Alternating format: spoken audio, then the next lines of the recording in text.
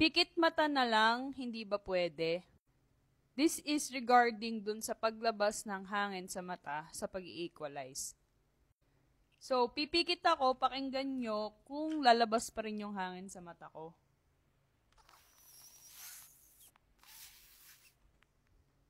Hindi foolproof way ang pagpikit ng mata para mapigilan yung paglabas ng hangin sa mata pag nag-equalize ka.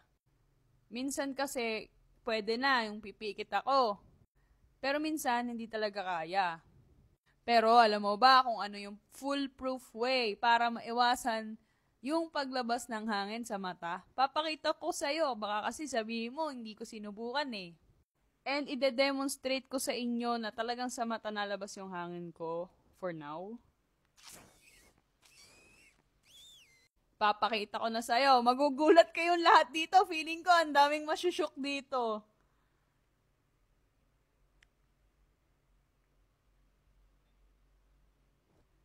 Kita nyo naman. So, gagamitin nyo yung daliri nyo, lalagyan nyo ng pressure, wala nang ang hangin na lalabas sa mata ko kasi nilagyan ko ng pressure, didinag-anang ko. Pero hindi naman pwedeng mag-dive na nakaganon ako, ba? Diba? So, paano kaya yun? Lalagyan ko ba ng tape to or what? Ano ba gagawin dito? Save nyo tong video na to o share nyo sa mga professional freediver. Ano bang magandang gawin dito? By the way, my name is Pibides and I make content for my weekly free dive sessions. Kung gusto nyo siya mapanood, pumunta lang sa profile ko, nakapin na yan.